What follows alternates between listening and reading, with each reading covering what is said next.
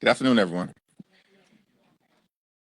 House Democrats are going to continue to focus on the things that matter to the American people.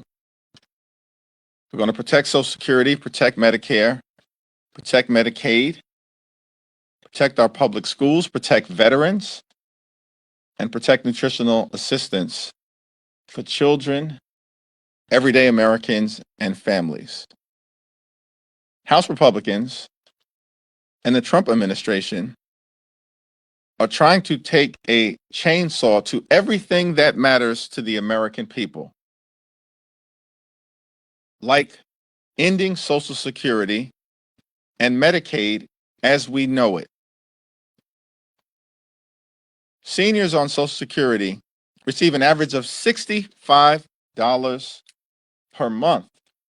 They rely on Social Security and earned benefit to put food on the table, clothing on their back, and to make sure that they can pay their rent or pay their mortgage. It's extraordinary to us that Donald Trump, the administration, and Republicans are trying to detonate Social Security in real time, including by dismantling the Social Security Administration, which will impact the ability of older Americans to receive benefits. The Republicans believe that Social Security is a Ponzi scheme. Project 2025 is the Ponzi scheme. Republicans are defrauding the American people.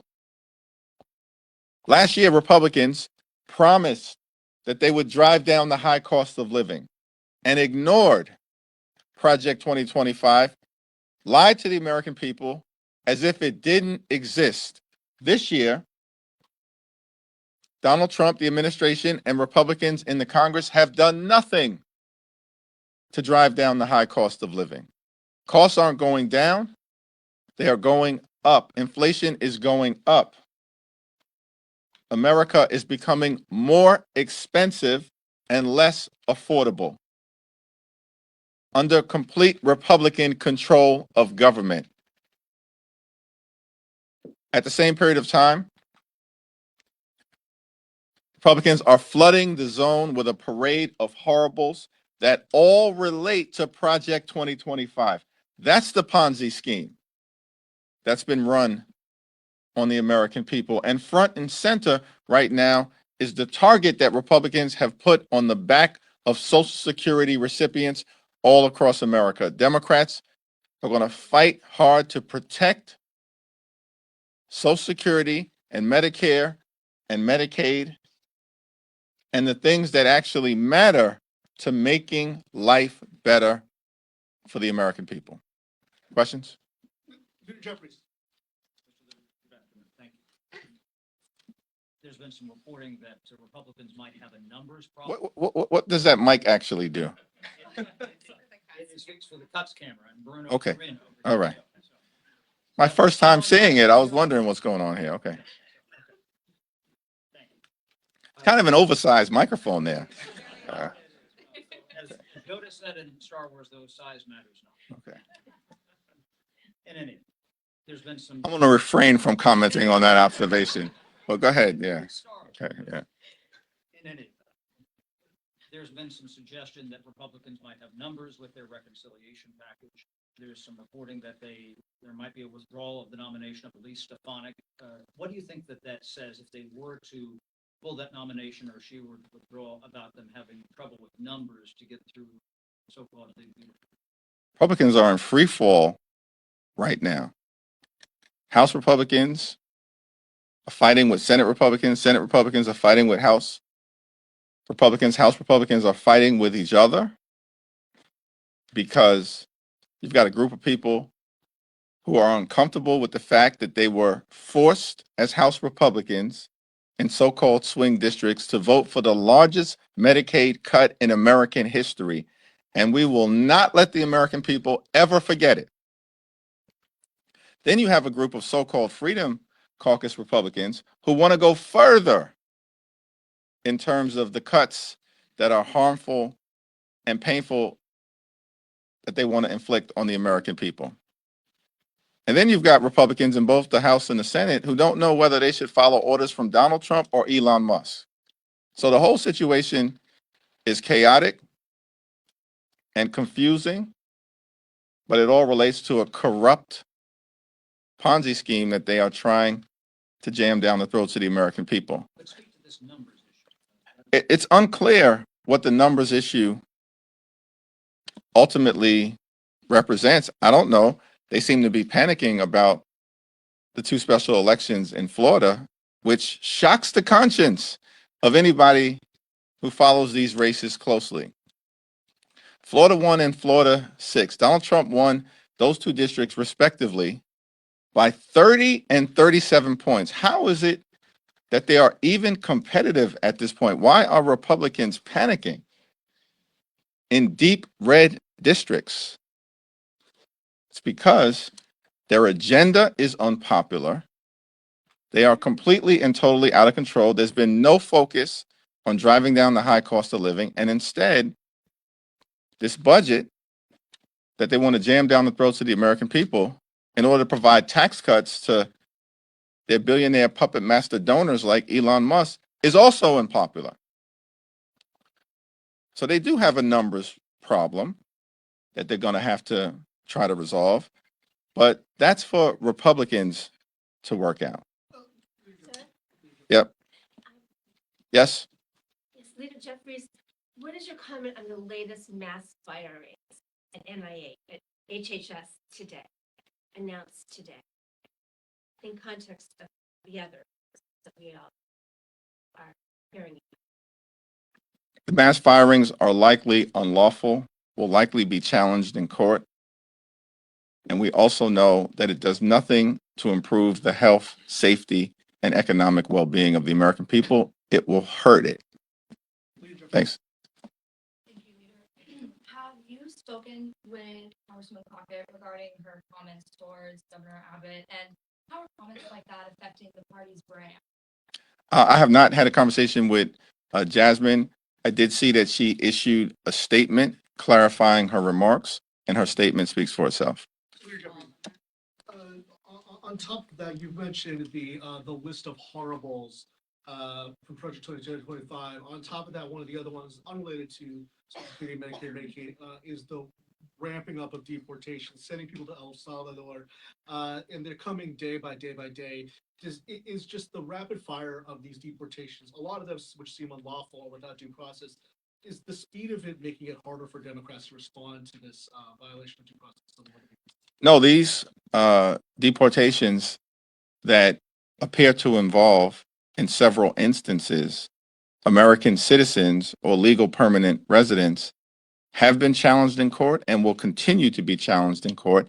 Democrats will also forcefully speak out against overreach whenever and wherever it occurs. Thanks. Thank you, Ms. Earlier this week, President Trump issued an executive order that introduces several changes to federal election procedures, including citizenship or voter registration. I want to get your reaction to that executive order. And you've spoken about the role that table issues that possibly has played top of mind for a lot of voters. Do you think that these threats to democracy are also top of mind of voters, or will Democrats have to work a lot harder to communicate to the American people what the impact of the executive order might be in their challenge? Well, the executive order that was recently issued by President Trump is not worth the paper it has been written on. It will be challenged in court and it will be invalidated.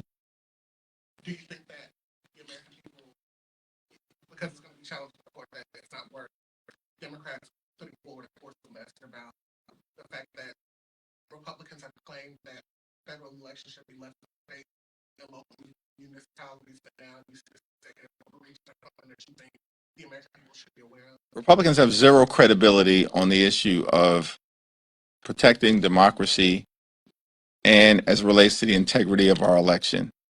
Republicans have actually concluded that voter suppression is an electoral strategy. These people in the House wouldn't even be in the majority right now if it weren't for the egregious mid-decade, highly partisan gerrymandering that took place in North Carolina. Think about that. They would not even be in the majority right now, but then they're running around the country claiming to have a mandate. Give me a break. There were a number of town halls last week where Democrats heard from constituents who were angry that the party isn't doing more to stand up against Trump. AOC said at one of her rallies that she thinks you guys need leaders for fighting our Democratic Party. Do you think the party could be doing more to fight against Trump and MAGA? It's all hands on deck, and it will continue to be all hands on deck. Thanks. Yep. Sir. I just wanted to ask about the have you spoken to Leader Johnson about what Johnson is for when that's expected for? And are you concerned about conservative opposition potentially derailing the bill? Andy Harris was saying earlier today that there's requirements for the district. I don't know if that's something that we don't know. In terms of the District of Columbia funding fix, it needs to happen before we go on the next district work period, which means it should occur either next week or the week after next. The Senate Republicans have clearly and unequivocally expressed support for the spending legislation. Senate Democrats, House Democrats, apparently even Donald Trump himself has expressed support for the need to correct this egregious error that was in the House Republican highly partisan spending bill. And so it needs to happen. I haven't talked to Johnson specifically about this, but if there's further delay, I will raise it with him directly. Thanks. 2 weeks ago, you and Leader Schumer ended up in different places on the CR vote. Moving forward, what are you and him doing to get on the same page? We are on the same page right now as it relates to pushing back against the reckless Republican budget, which includes the largest Medicaid cut in American history. We are on the same page as it relates to stopping the Republican effort to dismantle Social Security as we know it. We are on the same page as it relates to what needs to be done to actually create an economy that is affordable for everyday Americans. Thanks. Thank you. Obviously, the Democrats are mad. The base is mad. We've noticed this uptick in the use of expletives in both chambers by Democrats. I have a list. I don't want to read it. Am I on that list? No, you're not actually. You're, Okay. you're a gentleman. You haven't used a curse word that I've heard of yet. Do you think this is the best tactic and the smartest way to connect with voters? Is this something that you think works right now? Voters are angry all across the country for good reason. We are witnessing in real time an unprecedented assault by Republicans on the economy, an unprecedented assault on Social Security, Medicare, and Medicaid, an unprecedented assault on the American way of life, an unprecedented assault on veterans, thousands of whom have been fired without justification by the Trump administration, and an unprecedented assault on American democracy. People are upset, people are concerned, anxious, frightened, scared, and all of the above. And so you see Democratic members across the country channeling those feelings in a variety of different ways. But one thing is clear, electorally, Republicans are on the run. They're on the run. We saw it in Iowa in January. We saw it in New York in February. We just saw it in Pennsylvania yesterday, in places where Republicans should not simply be winning, but winning easily.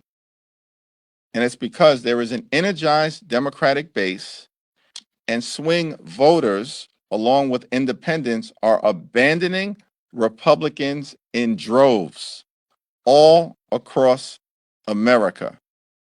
By the way, that's the reason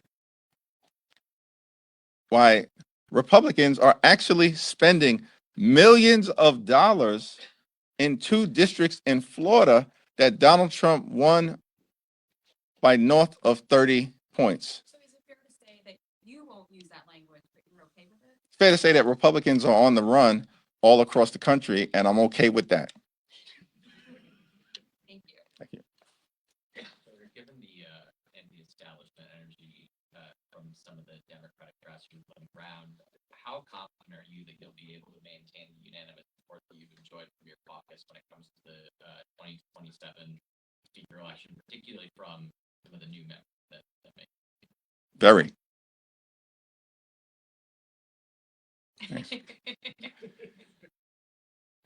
Had unanimous support now, what, 20 different times across 2 different Congresses? Kind of speaks for itself. Thanks. Thank you, Leader. In recent days, we've seen a number of students, international students here on visas get detained at Columbia, Tufts, and today the University of Alabama.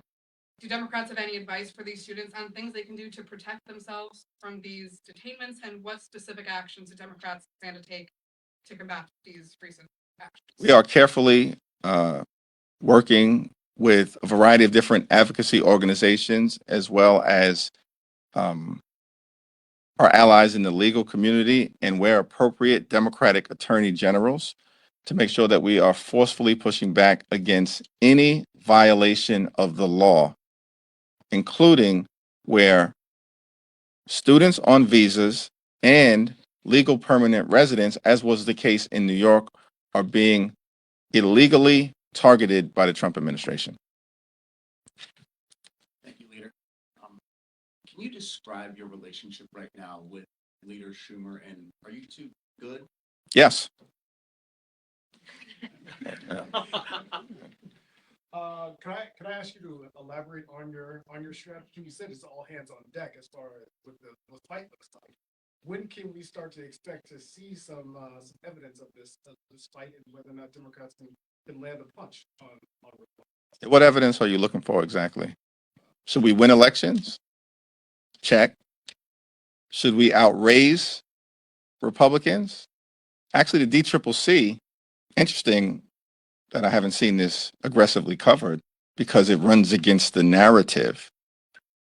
But the DCCC had its best off-year January ever and outraised House Republicans by $4 million.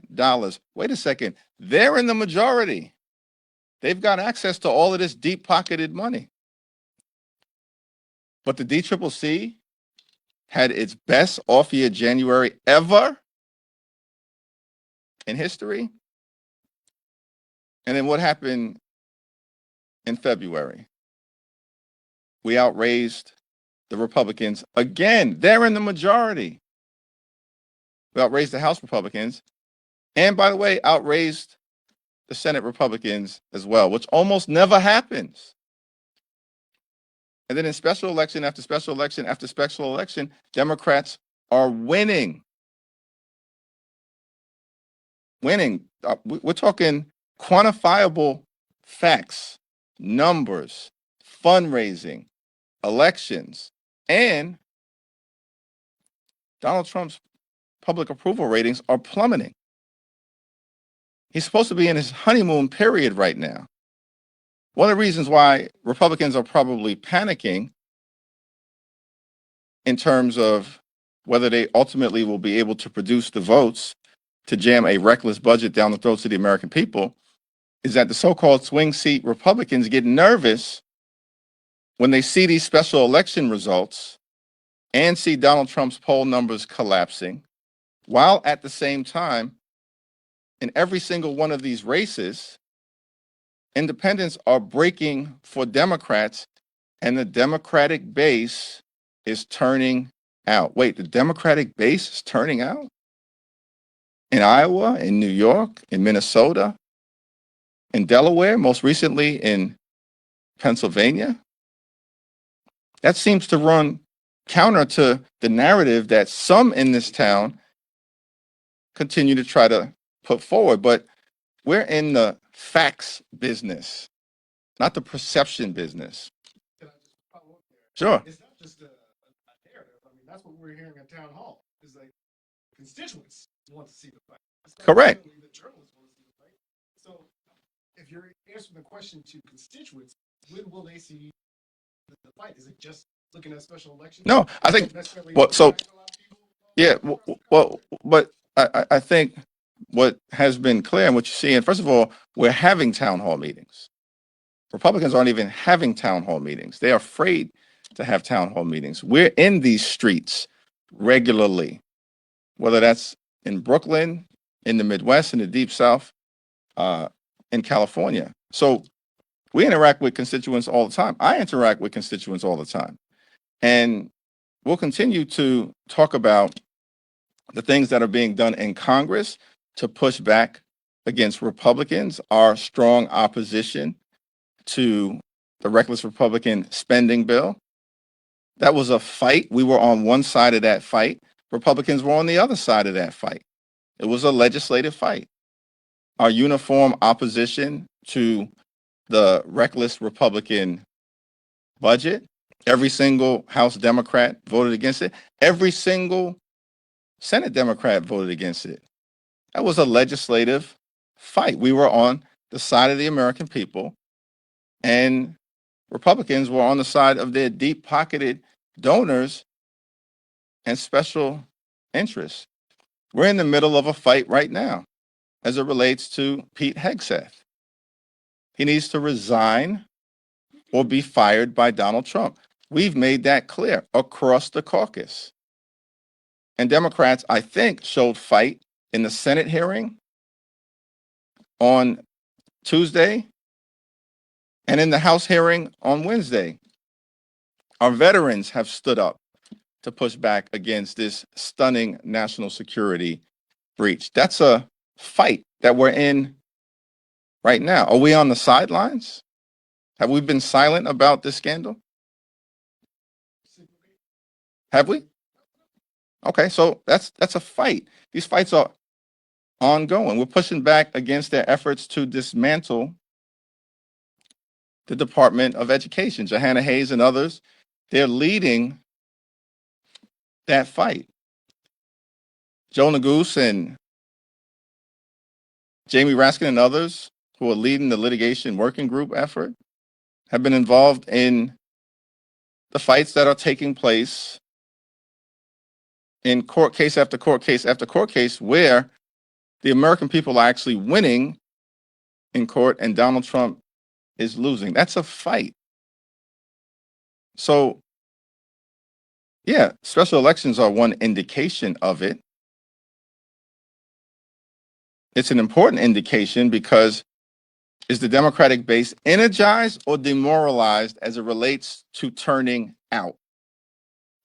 Y'all can answer the question based on what you are seeing.